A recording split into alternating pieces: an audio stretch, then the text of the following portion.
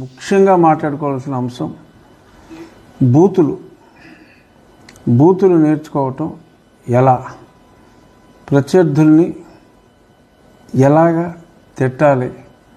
ఒక పక్క అందరూ ఇంగ్లీష్ మీడియంలోనే చదువుకోవాలి, టోఫెల్ పరీక్షలు రాయాలి, ఎప్పుడూ విదేశాలకు వెళ్ళటం కోసం రాసే టోఫెల్ పరీక్ష మన కమిషన్ కకృతి కోసం 3వ క్లాసు నుంచే టోఫెల్ పరీక్షలు వాళ్ళతోనే నిర్వహిస్తారట.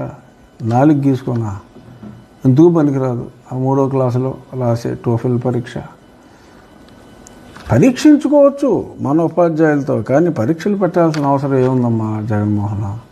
సరే, మీ కమిషన్లు మీ కకృతులు అవి పక్కన పెడితే భాష గురించి వచ్చేటప్పటికి బూతులు నేర్చుకున్న వాళ్ళకి ప్రయారిటీ వైఎస్ఆర్ కాంగ్రెస్ పార్టీలో. ఆ నేర్చుకున్న బూతుల్ని ప్రయోగించాలి నాయకుల మీద, ప్రత్యర్థుల మీద, చంద్రబాబు నాయుడు గారి మీద, పవన్ కళ్యాణ్ గారి మీద, లోకేష్ గారి మీద ఆ బూతులు ప్రయోగించాలి. అవసరమా? ఇంత అసహ్యంగా బిహేవ్ చేయటం అవసరమా?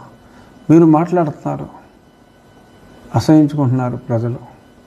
అలాగే పాపం ఈ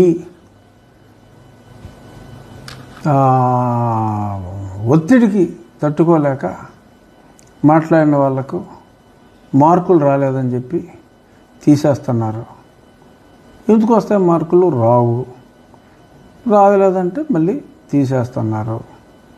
ఇప్పుడు ఇంకా పద్ధతికి స్వస్తి చెప్పకుండా ఇంకా నిన్న మహీధర్ రెడ్డి గారిని కానీ, మరి కొద్ది రోజుల క్రితం వసంత కృష్ణప్రసాద్ గారిని కానీ, ఎంతో సౌమ్యుడైన ఈనాడు ఎవరిని పన్నెత్తి మాట్లాడిన మాగుంట శ్రీనివాసులరెడ్డి గారు మృదుభాషి, మృదు స్వభావి. మరి ఆయన్ని కూడా మరి తిట్టాలి అని, సరే అక్కడికి ఎక్స్ట్రా క్యాష్ కూడా అడిగారని అంటున్నారు.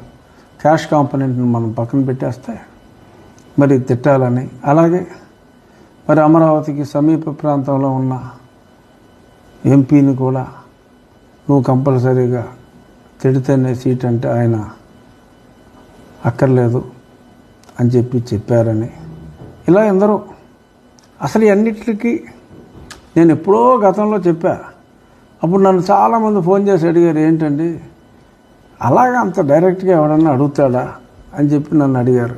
ఏంటంటే మరి ఇప్పుడు కాదు, 4.5 సంవత్సరాల క్రితమే మరి నన్ను పార్టీలో చేర్చుకునేటప్పుడే ఆయన అడిగారు, అన్న నీకు వెంకటేశ్వర స్వామి అంటే బాగా ఇష్టం కదా, వెంకటేశ్వర స్వామి మీద కోర్స్ అది పార్టీ మారను అని అనటం కోసం. అప్పుడు అదే సమయంలో ఒక కండిషన్ ఏంటంటే చంద్రబాబుని, అప్పుడు లోకేష్ గారిని పెద్ద సీరియస్గా తీసుకోలేదు. అప్పుడు పవన్ కళ్యాణ్ గారు కూడా ఈ పొత్తులో ఇట్లో లేరు కాబట్టి కళ్యాణ్ గారి పేరు చెప్పలేదు. కానీ చంద్రబాబు నాయుడు గారిని గట్టిగా తిట్టాలి అంటే బూతు అన్న పదం ఆయన వాడు, కానీ తిట్టాలన్నా చాలా గట్టిగా తిట్టాలా అని చెప్పి ఒక ఆర్డర్ లాగా ఆయన మాట్లాడతాడు. ఈ తిట్టించడం అనే కాన్సెప్ట్ అతని నరాన ఎప్పటి నుంచో జీర్ణించుకుపోయి ఉంది.